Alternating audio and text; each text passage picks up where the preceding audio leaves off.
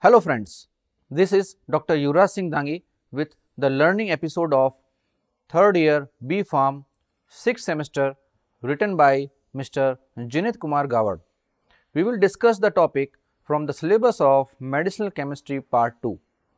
This topics deals with medicinal chemistry and its importance in pharmaceutical sciences, mechanism of action, synthesis of drug molecules with pharmacological effect on living body, adrenocorticoids, mineralocorticoids, structure of hydrocortisone. We will also discuss structural activity relationship of glucocorticoids.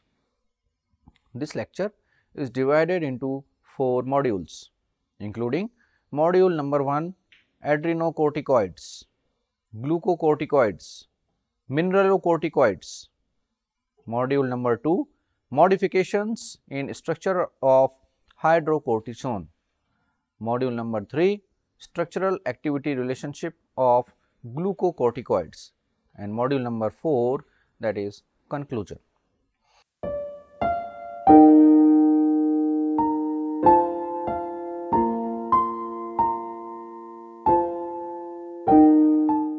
Here we start with module number 1, that is adrenocorticoids, glucocorticoids and mineralocorticoids. Let us start with medicinal chemistry and its importance in pharmaceutical sciences. Medicinal chemistry and pharmaceutical chemistry are disciplines at the intersection of chemistry, especially synthetic organic chemistry and pharmacology and various other biological specialties, where they are involved with design, chemical synthesis and development for market of pharmaceutical agents or bioactive molecules, that is drugs. Adrenocorticoids. The adrenal gland secretes numerous steroids, of which aldosterone and hydrocortisone are the major ones. The structures of aldosterone and hydrocortisone are shown on your screen. The steroids secreted are called adrenocorticoids. Aldosterone possesses mineralocorticoid activity, while hydrocortisone is a glucocorticoid. Mineralocorticoid activity is related to retaining salt, that is sodium chloride. Mineralocorticoids maintain electrolyte balance by retaining sodium and promoting potassium ions excretion. Glucocorticoids have numerous physiological activity. They are important for the biosynthesis and metabolism of carbohydrates, proteins and lipids. They are also involved in immune responses. This statement itself suggests the phenomenal importance of these drugs. In addition, glucocorticoids possess anti-inflammatory activity. This activity has become so important that we now refer to only the anti-inflammatory activity of glucocorticoids and conveniently forget the systemic action of these hormones.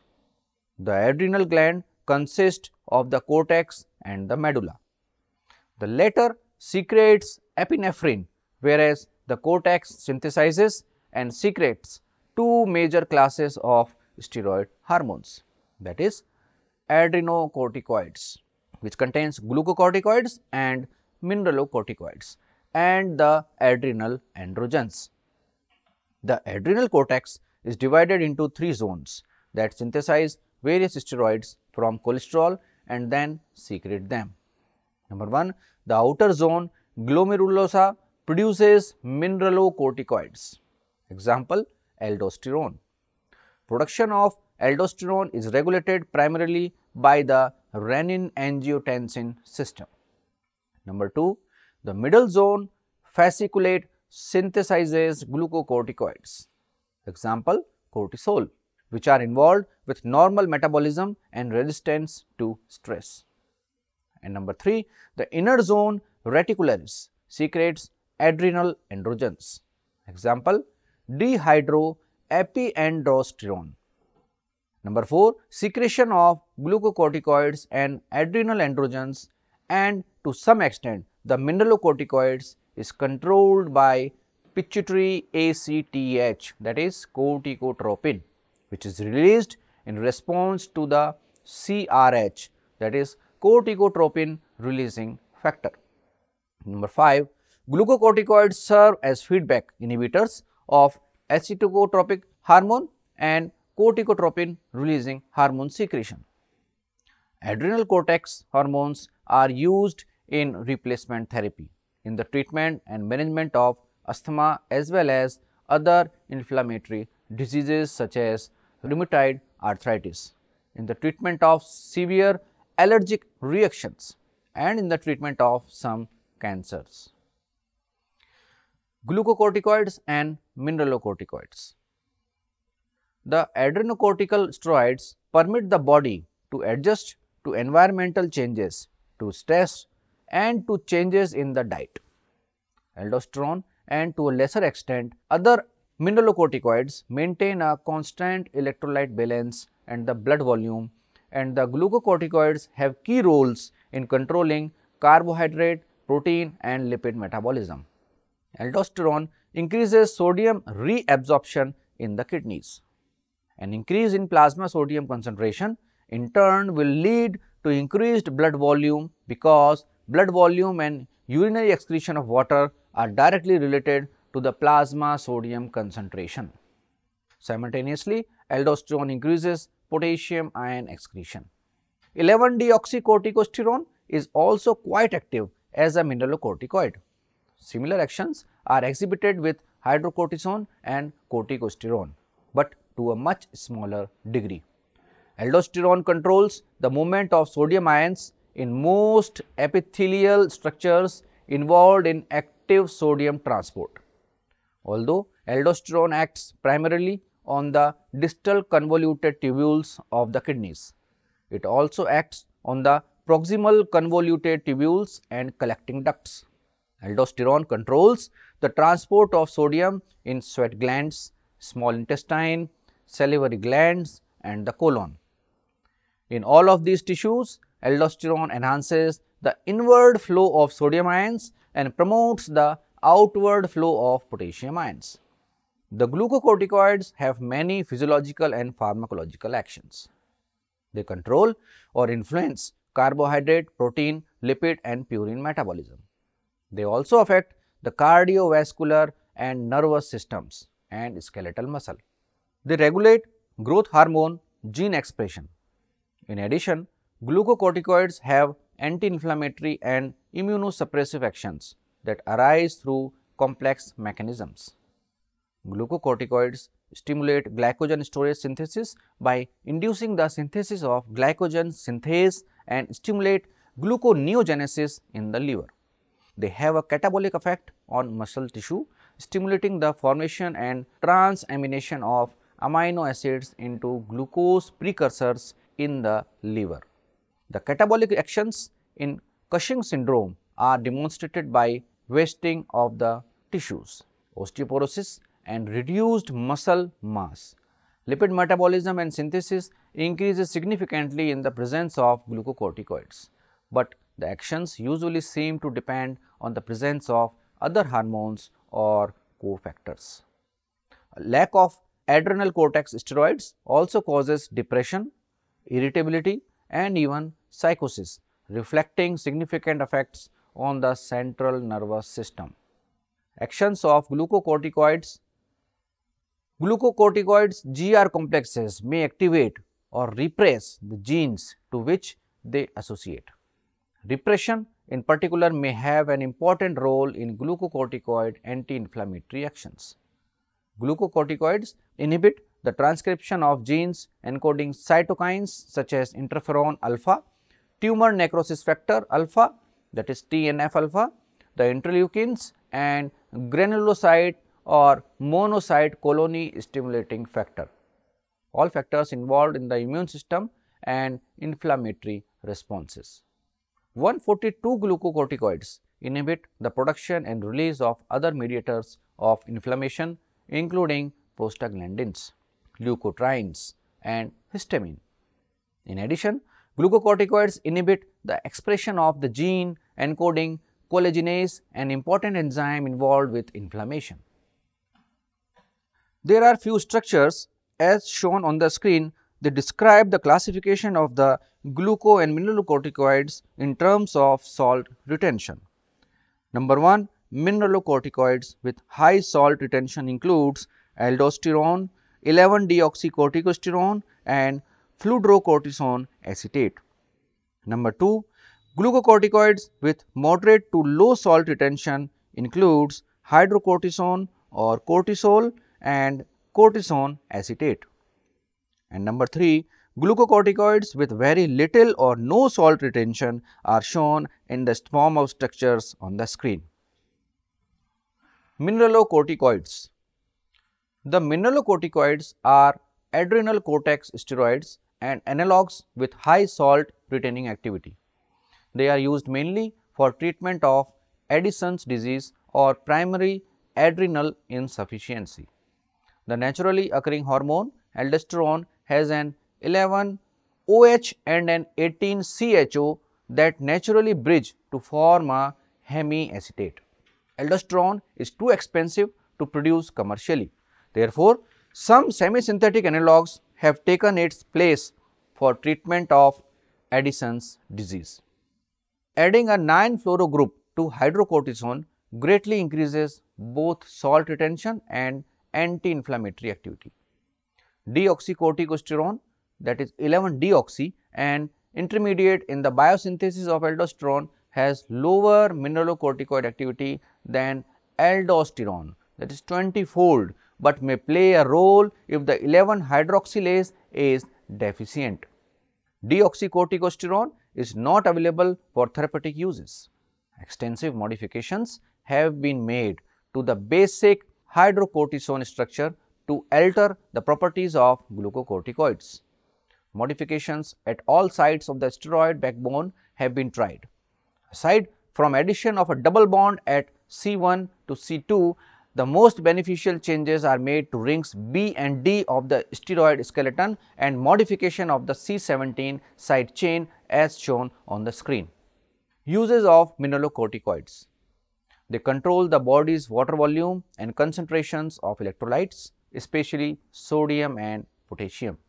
Number 1, aldosterone causes reabsorption of sodium, bicarbonate and water, while it decreases reabsorption of potassium, which with hydrogen ions is then lost in the urine. Number 2, aldosterone also enhances sodium reabsorption in gastrointestinal mucosa, sweat and salivary glands.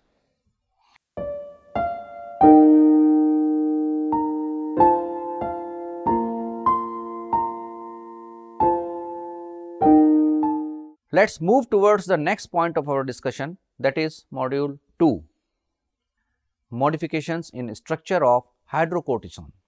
As shown in the scheme in the figure on the screen, aldosterone and hydrocortisone are biosynthesized from pregnenolone through a series of steps involving hydroxylations at C17, C11 and C21 position that convert pregnenolone to hydrocortisone.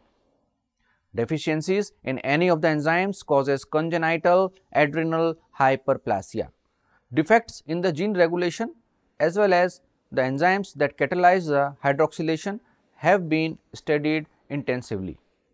139 to 141 investigators have linked defects in particular genes or steroid binding sites to the pathophysiology of patients with the corresponding metabolic diseases. These disorders are usually caused by an inability of the adrenal glands to carry out 11, 17 or 21 position hydroxylations. The most common is a lack of 21 hydroxylase activity, which will result in decreased production of hydrocortisone and a compensatory increase in adrenocorticotropic hormone, that is ACTH production. Furthermore, the resultant buildup of 17 hydroxyprogesterone will lead to an increase of testosterone. The 21 hydroxylate is important for the synthesis of both mineralocorticoids and glucocorticoids. When 11 hydroxylase activity is low, large amounts of 11 deoxycorticosterone will be produced.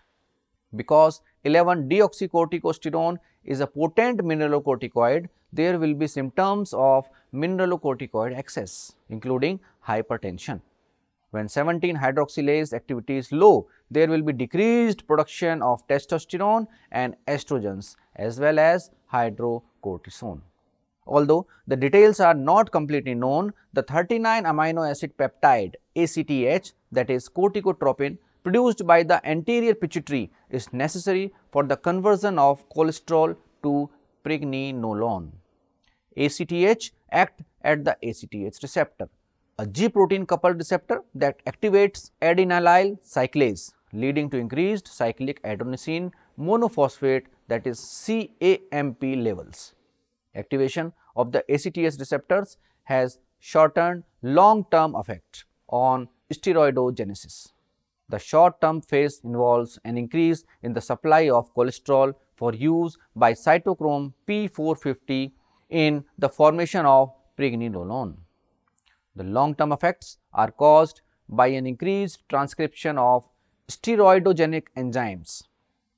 An overall result of ACTH action is increased synthesis and release of hydrocortisone.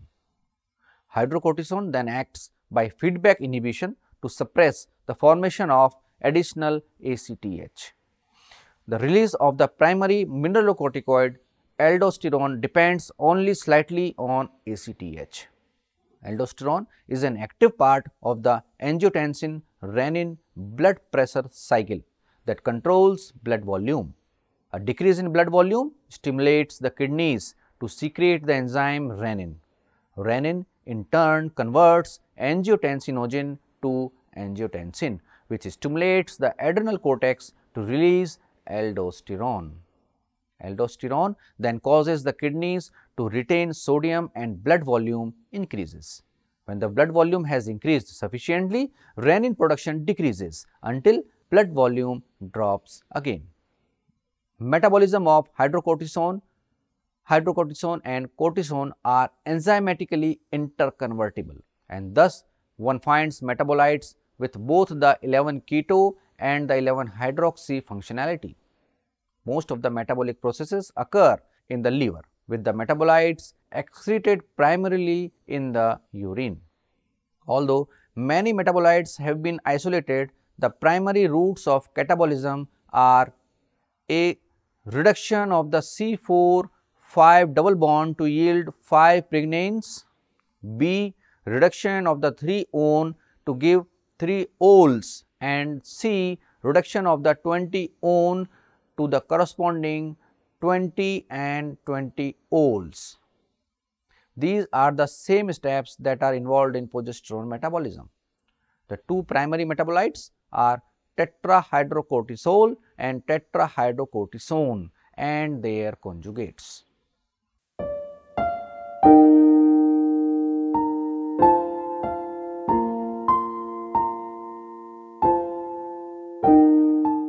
Coming to the next module, that is module number 3, structural activity relationship of glucocorticoids. Meaningful answers to the question of the relationship between glucocorticoid structure and activity have been emerged. Structural change has predictable effects on susceptibility to the action of metabolizing enzymes, on receptor affinity and on intrinsic activity. These effects are in principle amenable to mathematical modeling techniques. The fascinating possibility of being able to calculate receptor affinity directly from chemical structure has already been realized through the development of an equation that allows the calculation of receptor binding of any glucocorticoid from structural parameters. Utilizing knowledge of the free energy contributions of the substituents and the hydrophobicity and A ring conformation of the steroids, receptor affinity for a large number of compounds could be described in terms of 4 parameters. A general relationship was derived relating the equilibrium dissociation constant to be a surface area term, a polar interaction term and a ring tilt term, and a size limitation function for the 9 alpha substituent. The excellent correlation obtained suggests that these 4 factors are the major determinants of glucocorticoid receptor interactions. It is clear that the use of a mathematical relationship that defines the strength of steroid receptor interaction is a valuable tool for investigating structure activity relationships. This would be especially true in the design of steroid drugs. The use of a linear free energy equation is superior to the assumption of substituent additivity in predicting binding affinities. This type of relationship will be useful in the preparation of steroids for use in affinity labeling studies and should be adaptable to other binding systems in which it is desirable to obtain synthetic analogues for more potent activity or specificity. Dear friends, up till now, you have gained a fair idea about medicinal chemistry, adrenocorticoids, mineralocorticoids and hydrocortisone. You understood that basics of corticosteroids, their chemistry, structural modifications with various analogues and mechanism of action. If you miss any of the module or content, you may cross-check through given references and other web links so that you can stay updated with these topics.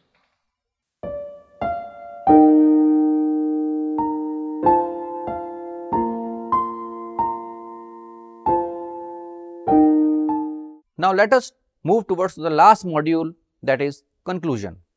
Corticosteroids are a class of steroid hormones that are produced in the adrenal cortex of vertebrates as well as the synthetic analogues of these hormones. Two main classes of corticosteroids, glucocorticoids and mineralocorticoids, are involved in a wide range of physiological processes, including stress response, immune response and regulation of inflammation, carbohydrate metabolism, protein catabolism, blood electrolyte levels and behavior.